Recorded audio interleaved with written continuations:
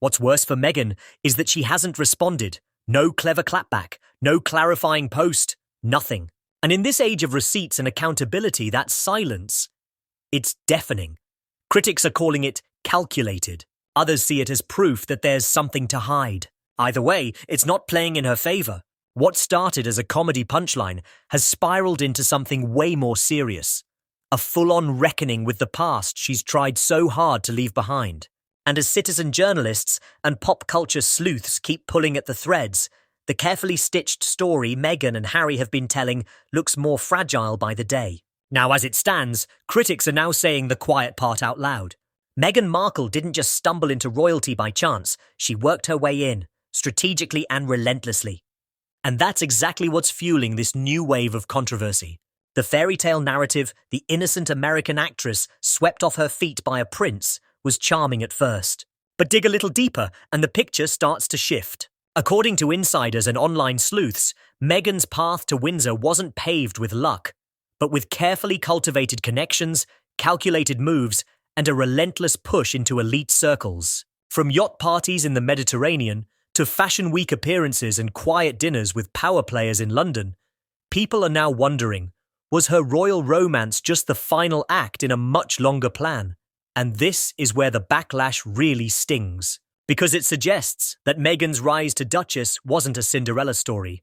It was a chess game, a brilliant one maybe, but not one rooted in romance and fate, as her public image might imply. To be clear, Meghan's networking skills are undeniable. She climbed the Hollywood ladder, rubbed shoulders with celebrities, and eventually found herself introduced to Prince Harry through mutual friends in the upper crust. But what used to be praised as ambition is now being reframed as manipulation. The narrative is shifting again, and this time, it's not in Meghan's favor. What's worse, the silence from her camp as the speculation grows louder. No denial, no acknowledgement, no attempt to reclaim the story. Just polished photos and filtered lifestyle blog vibes while the internet peels back layer after layer. Anyway, Colin Jost's SNL segment didn't just get laughs. It shifted the energy around Meghan Markle in real time. It was one of those rare pop culture moments where the punchline lands, the crowd erupts, and suddenly the vibe changes. You could feel it. What was once whispered in online forums and buried in Reddit threads had just been blasted onto one of the biggest comedy platforms in the world. The line itself was quick, sharp, and deceptively simple, but the impact? Huge. Because the laughter that followed wasn't just from a clever joke. It was the kind of laughter that comes when an unspoken truth finally slips into the open. For the first time, it felt like the mainstream audience was in on the secret. That the curated royal brand, the controlled image, the perfectly filtered version of Meghan Markle wasn't quite as airtight as it used to be. A royal figure who once seemed almost untouchable, protected by layers of PR, press deals, and palace drama, was suddenly reduced to a punchline. In a matter of seconds, Meghan wasn't just a duchess or a media mogul, a symbol of how far public sentiment has shifted. The favour. For many years, this almost actress, and that's Meghan Markle, precariously balanced herself between dating and yachting. She thought of it as dating upward. And there are perks, such as lifestyle and glamour and gifts, of dating upward rather than yachting in the traditional sense. It was through her willingness to straddle the line that she fit right in with an organisation, and that is Soho House, that has locations all over the world to facilitate meetings between the wealthy and the attractive people who are drawn to the wealthy. Because evidence has resurfaced of Meghan Markle's alleged rumoured yacht girl days. Guys, Colin Jost just lit a match, and the internet is running wild with the flame. During a recent Saturday Night Live sketch, Jost took a pointed jab at Meghan Markle that reignited one of the internet's favourite rabbit holes, those infamous pre-royal yacht photos. You know the ones. Sun-drenched vacations, luxury settings, questionable company, and a whole lot of speculation. And just like that, the discourse around Meghan's mysterious past has exploded back onto centre stage.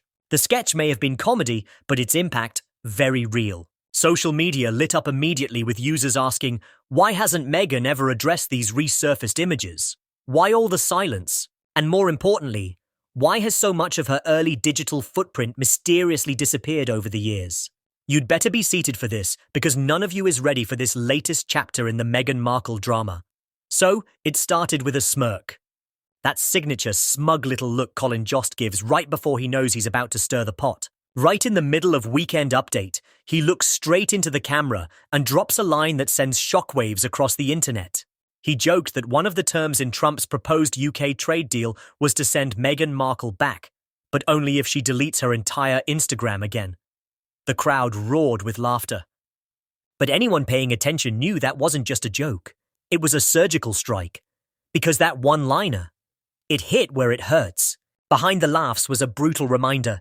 No matter how much she tries to rebrand, no matter how curated the speeches, the photo ops, the Netflix specials, Meghan Markle's past hasn't gone anywhere, and the internet, it picked up that baton and ran.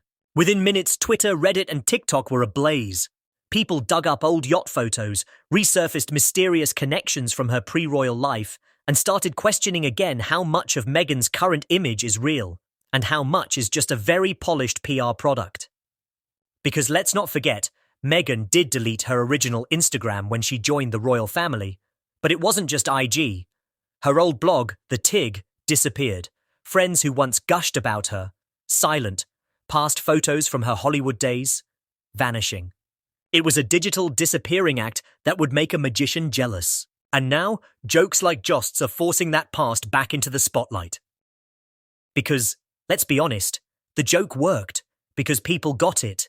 They remembered the deleted Instagram. They remembered the scrubbing of her blog. They remembered the carefully managed transformation from Hollywood starlet to royal rebel.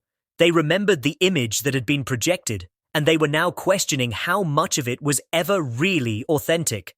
So while the SNL segment only lasted a moment, the aftermath is still unfolding, and in the court of public opinion, humor hits hard.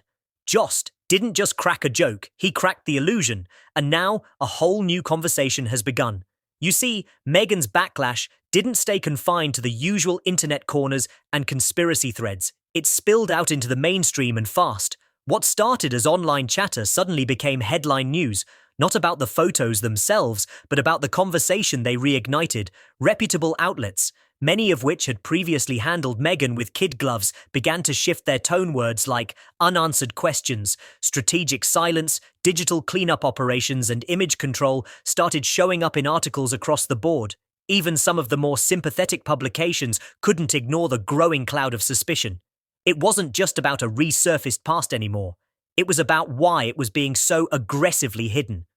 For years, Meghan's defenders could rely on a tried-and-true formula attack, the coverage as unfair cry racism, and frame everything as a smear campaign. But this time, even that playbook started to wear thin. Why? Because there were too many receipts, too many missing pieces, and too much effort spent erasing things that used to be celebrated when she was still a rising Hollywood star.